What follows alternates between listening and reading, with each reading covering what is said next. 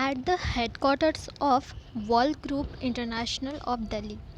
सभी executive conference room में शांति से बैठे थे। कल रात उन सभी को 8 बजे सीईओ ऑफिस से नोटिस मिला था कि जो सीईओ कभी भी किसी के सामने नहीं आया था वो कंपनी में आ रहे हैं। इससे कोई शक नहीं था कि वो दिल्ली का सबसे मिस्टीरियस इंसान था जिसे आज तक किसी ने देखा भी नहीं था और किसी ने उसके बारे में सुना नहीं था। 3 साल पहले किसी अनजान इंसान ने दिल्ली के सबसे ज़्यादा प्रसिद्ध और समृद्ध बिजनेस ब्लॉक के लिए $2 बिलियन से बोली लगाकर उसे खरीदा था। फिर $10 बिलियन से भी ज़्यादा पैसों से दिल्ली में सबसे ऊंची बिल्डिंग बनाई गई जिसे नाम दिया गया Wolf Group. With in just 2 years Wolf Group बहुत सारी इंडस्ट्रीज़ में इन्वॉल्व हुआ, जैसे hotels, catering, real estate, financial industry, film industry, television industry, और जिन किसी भी इंडस्ट्री में वो गया उसे प्रॉफिट ही प्रॉफिट हुआ। वॉल्फ ग्रुप दिल्ली की सबसे प्रॉफिटेबल कंपनी थी, पर कोई नहीं जानता था कि उसका ऑनर कौन था और किसी को पता भी नहीं था।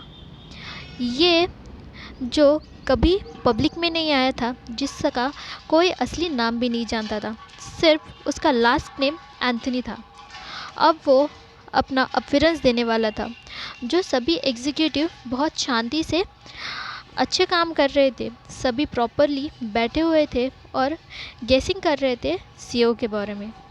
शार्प एट 10 AM कोई कॉन्फ्रेंस रूम के पास आया। सभी एग्जीक्यूटिव दरवाजे की तरफ टेंशन से देख रहे थे। नील आचार्य, जो executive president and chief secretary of Wolf Group के थे, जो पहले कॉन्फ्रेंस में एंटर हुए और आदर से कहा, सर प्लीज़। फिर आहान मित्तल, जो कैजुअली मॉडल की तरह चल के अंदर आ रहा था। आहान लंबा और हैंडसम था, जो सुंदरता के साथ साथ उसके साथ एक नोबल ऑरा था। जब लोगों ने उसे देखा तो वह बहुत ज़्यादा आश्चर्यचकित हुए। किसी ने सोचा नहीं था कि दिल्ली का ये मिस्टीरियस बिग बॉस इतना जवान और सुंदर होगा।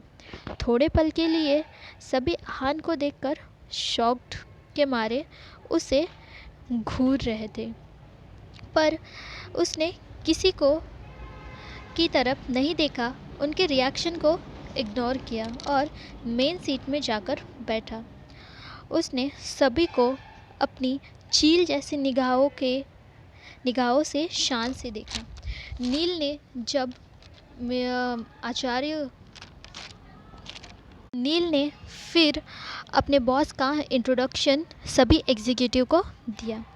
जब सभी ने उससे आंखें मिलाई तो उन सब ने अपनी नज़रें झुका के खड़े होकर उन्हें ग्रीट किया। Welcome mister Mittal. इनफैक्ट आहान अपने काम में बहुत अच्छा था। वो अपना हर काम दृढ़ता और ईमानदारी से करता था, जो स्ट्रेट फॉरवर्ड था। उसने यह regular meeting half an hour में ख़त्म कर दिए। नील उसके साथ चला गया और सीईओ ऑफिस में शामिल हुए। वो दोनों एक साथ। ऑफिस रूम आहान के मर्जी के मुताबिक डेकोरेट की गई थी, जो लंबे समय से खाली थी अपने ऑनर के लिए। आहान ने अपने आसपास देखा और सेटिस्फैक्शन से अपनी लंबी सी चेयर पर बैठा और गोल गोल घूमने लगा। इतने लंबे समय से आहान के साथ काम करने के बाद नील समझ गया था कि उसके बॉस अच्छे मूड में थे। वो भी शांति से मुस्कुराया। मिस्टर मित्तल, मुझे लगता है कि आप वॉल्फ ग्रुप के असली ऑनर हैं। यह बात जल्दी सबको पता चल जाएगी। मुझे लगता है कि आपके फैमिली को भी ये बात जल्दी से पता चल जाएगी। पता नहीं तब उनका रिएक्शन कैसे होगा। आहान मुस्कुराया और ऐसा कहा जो नील कभी सोच भी नहीं सकता था। ऐसा कुछ नहीं होगा इतनी जल्दी। प्रिपेयर इंटरनल डॉक्यूमेंट और सभी एग्जीक्यूटिव को इसे सीक्रेट कर रखने के लिए कहो। आप अभी भी इसे सीक्रेट रखना चाहते हैं?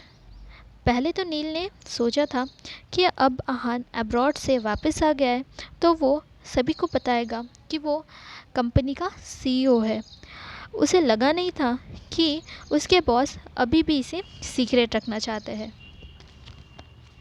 मेरे भाई तो पागल हो जाएंगे और वो डिप्रेशन में चले जाएंगे अगर मैंने अपनी आइडेंटिटी सबके सामने लाई तो। मेरे लिए तो यही अच्छा है कि मैं उनके नज़रे में एक आवारा इंसान हूँ। आफ्टर ऑल मेरे डैड अब कमज़ोर हो गए हैं और मुझे उन्हें और टेंशन नहीं देना है, आहार ने धीरे से और कैजुअली कहा। मित्तल फैमिली के बारे में नील को सब पता था, जैसे क्योंकि आहान के साथ वो सबसे लंबे समय से काम कर रहा था। बाहर से रिच और पावरफुल फैमिलीज़ फ्रेंडली दिखाई देती है, जो सबको लगता है कि वो बहुत अच्छी है, पर जब हम अंदर से प्रॉपर उसे देखते हैं तो सब एक दूसरे से प्रॉपर्टी के लिए लड़ते लगते हैं। आहान अपने भाइयों की वजह से हमेशा ही आवारा बिहेव करता है। अगर आहान के पिता बीमार नहीं होते तो इतनी जल्दी वापस भी नहीं आता। अब मास्टर मित्तल की हालत कमज़ोर हो गई थी और आहान हमेशा ही एक समझदार बेटा था। उसने हमेशा से अपने भाइयों को सहन किया था। ऐसा ना सोचते हुए नील ने पूछा, ठीक है, क्या मैं आगे भी आपकी जगह बिजनेस अफेयर हैंडल करूं? यस, सभी चीज़ें जैसे चल रही थी वैसे ही चलने दो। उसी वक्त नील का फ़ोन बजा। उसने आश्चर्यचकित हुआ जब उसने बात सुनी। फ़ोन नीचे रख के उसने सीरियसली रिपोर्ट किया, सर, जो कल रात आपने जिस लड़की के बारे में पता करने के लिए बोला था उसका पता चल गया है। सर, वो मिस्टर मिसेस मित्तल की भांजे हर्ष राव की गर्लफ्रेंड है, जिसका नाम बानी शर्मा है। यह सुनकर आहान बहुत सरप्राइज हुआ। उसने सोचा, तो वो हर्ष की गर्लफ्रेंड है। Well, interesting. तो अगर अभी भी किसी ने सब्सक्राइब नहीं किया है तो सब्सक्राइब।